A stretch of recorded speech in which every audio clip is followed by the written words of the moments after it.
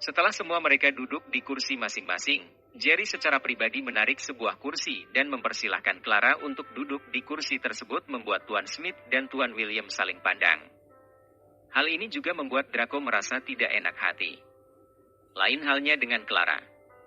Gadis ini menganggap bahwa ini adalah awal dari sebuah perlawanan dari Jerry dan segera memberi isyarat agar Jerry tetap tenang dan mengingat janjinya untuk berpura-pura tidak mengetahui apa-apa. Baiklah.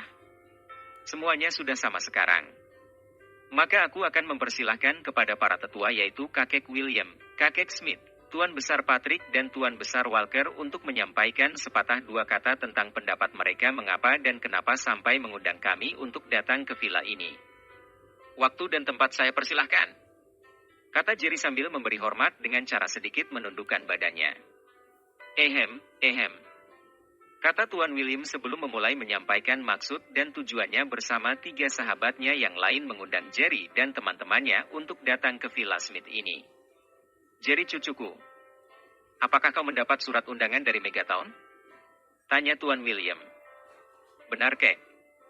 Aku mendapat undangan dan kedua sahabatku yaitu Ryan dan Daniel menjelang siang tadi di kantor besar anak perusahaan. Kata Jerry mengatakan anak perusahaan merujuk kepada William Group. Lalu apa rencanamu dengan surat undangan itu? Tanya Tuan William lagi. Saat ini sebelum mengemukakan rencanaku, aku ingin mengetahui dengan maksud tanpa mendahului para tetua untuk sedikit memberikan pendapatnya tentang undangan ini. Kata Jerry mengembalikan perkataan kakeknya tersebut. Baiklah. Kalau begitu bagaimana jika kau saja yang pertama berbicara? Kata Tuan William kepada Tuan Besar Patrick. Menurutku, undangan ini jelas sebuah pemborosan yang diadakan tanpa faedah sama sekali bagi kita. Namun sangat bermakna bagi pihak lawan. Pertama sekali adalah, di sini jelas bahwa Fardi ingin mengisytiharkan bahwa dia telah kembali ke negara ini dan siap melanjutkan perusahaan di bawah panji nama besar keluarga Ramendra. Yang kedua, selain yang saya sebutkan tadi, Fardi ini jelas ingin memperlebar jaringan dengan para pengusaha di negara ini. Dan yang ketiga adalah ingin mengetahui siapa-siapa saja calon lawan yang akan menghalangi jalannya kelak termasuk Jerry William. Kata Tuan Patrick. Ya, aku sependapat dengan M.U. Aaron. Undangan ini tidak sederhana. Apalagi ada Robin yang akan bermain di balik layar. Kata Tuan Walker. Anak itu, tidak habis-habisnya mencoreng arang di wajah tuaku ini. Kata Tuan Patrick sambil mengeluh. Menurutmu, apakah kau akan menghadiri undangan itu nanti? Tanya Tuan Smith. Aku jelas tidak bisa. Jika aku menerima undangan itu, maka sangat dapat dipastikan akan ada pertumpahan darah. Oleh karena itu, sebaiknya aku tidak perlu menghadirinya. Kata Tuan Patrick. Menurutku, kau memang jangan menghadiri undangan itu. Namun tidak demikian bagi kami. Sebenarnya aku sudah resmi mengundurkan diri dari hiruk-pikuk dunia perbisnisan ini semenjak aku menyerahkan perusahaan kepada Jerry. Tapi kali ini aku ingin juga rasanya menghadiri undangan itu. Aku ingin melihat seperti apa anak Ramendra ini yang cukup merepotkan bagi cucuku. Apakah dia begitu sepadan untuk menjadi lawan cucuku ini? Kata Tuan Smith. Sebenarnya yang menjadi masalah adalah, mengapa Fardi ini turut mengundang kedua sahabat Ryan dan Daniel? Kata Jerry sambil berdiri dan tegak di depan meja. Apa? Apakah kalian berdua juga menerima undangan dari si Fardi ini? Tanya Tuan William sambil memandang ke arah Ryan dan Daniel. Benar Tuan Besar William. Saya dan Ryan juga menerima undangan dari Megatown. Jawab Daniel. Ada udang di balik batu. Jelas ini tidak sesederhana yang kita pikirkan tadi. Kata Tuan William. Hai kata Tuan Walker sambil mengelus jenggotnya lalu melanjutkan. Yang aku tahu, undangan itu hanya dikirim kepada para pengusaha serta pejabat daerah di Megatown saja seperti gubernur, wali kota dan beberapa anggota dewan. Sementara Daniel ini bukan pengusaha, bukan anggota dewan juga bukan pejabat pemerintah daerah setempat. Begitu juga dengan Ryan. Jadi, kesimpulannya adalah, undangan ini hanya ingin memancing Ryan dan Daniel agar menampakkan wajah mereka di hadapan Fardi. Ini jelas adalah taktik kotor untuk memancing target dengan kedok undangan peresmian Hotel Usang yang telah berusia 20 tahun lebih. Kata Tuan William. Sebelum kami tiba di villa ini, aku terlebih dahulu telah berunding dengan keempat sahabatku ini untuk tidak membiarkan Rian dan Daniel menghadiri peresmian hotel mega tersebut dan berencana menggantikan peran mereka dengan Kak Arslan dan Rico.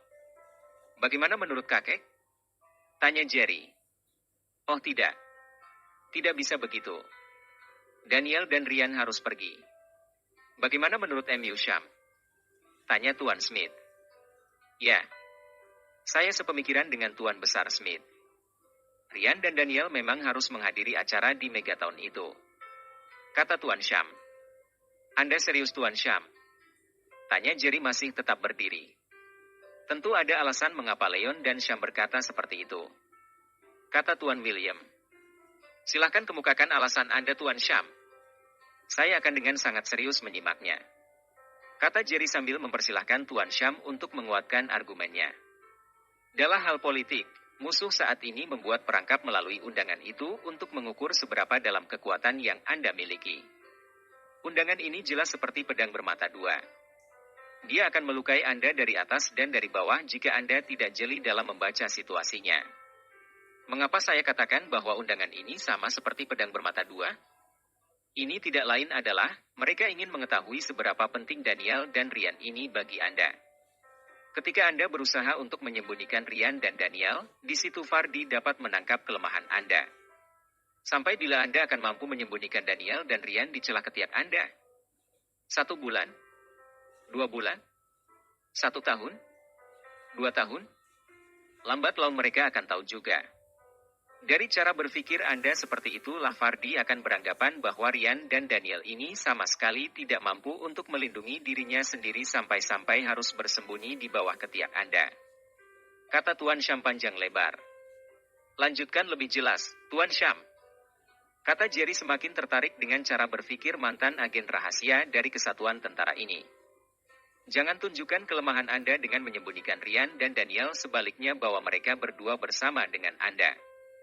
Pepatah mengatakan bahwa tempat yang berbahaya itu adalah tempat yang paling aman.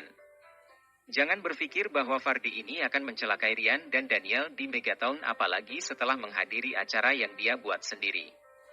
Mengapa saya katakan begitu? Karena hanya orang gila saja yang meludahi piring tempat makannya sendiri. Dan saya rasa, Fardi tidak sebodoh itu. Kalian berdua harus mengikuti undangan itu dan tunjukkan kepada mereka bahwa tidak ada siapapun yang bisa mengintimidasi orang-orang dari Future of Company. Kata Tuan Syam kepada Rian dan Daniel. Maaf jika aku memotong kata-katamu Syam. Bagaimana jika Fardi nekat mencelakai Rian dan Daniel ini? Tanya Tuan Walker. Baik. Kita buat rencana tambahan. Orang-orangku akan menyusup terlebih dahulu ke Megatown dan Draco sebagai ketua dari Dragon Empire harus mempersiapkan anak buahnya. Begitu panggilan darurat datang, kita semua bergerak menggempur Megatown sampai hotel Mega itu benar-benar rata dengan tanah. Kata Tuan Syam. Tidak sulit bagiku untuk membinasakan Fardi ini. Tapi sistemku adalah, selagi aku tidak memiliki alasan, maka aku tidak akan bertindak. Tapi, sedikit saja orang-orang yang berada di sekitarku tergores karena ulah Fardi, aku tidak akan menunggu lagi. Villa Ramendra akan mandi darah. Kata Jerry dengan mata merah. Itu baru anak angkat Draco.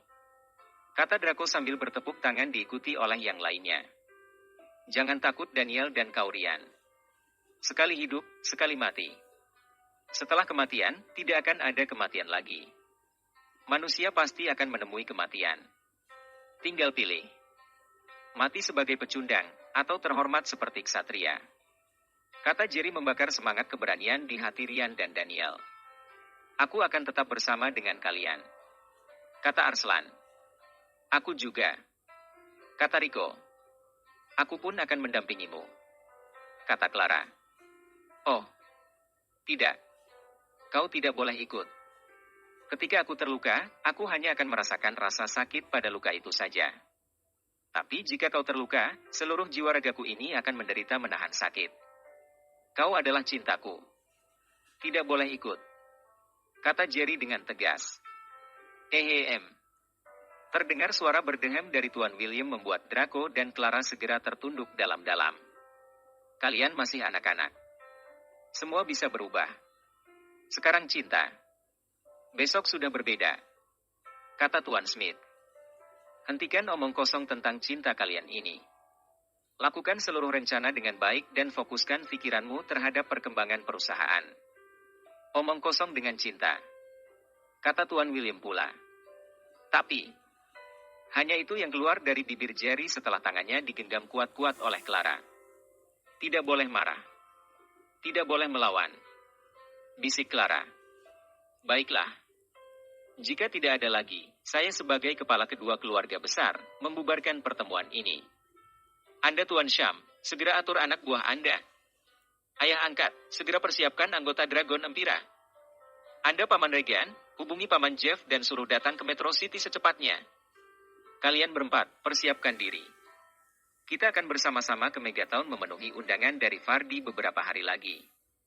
Pertemuan dibubarkan, kata Jerry dengan lantang lalu membungkuk meraih satu persatu tangan keempat naga ompong dan menciumnya sebelum berpamitan untuk mempersiapkan segala sesuatu bagi menghadiri undangan dari Fardi di Megatown beberapa hari lagi.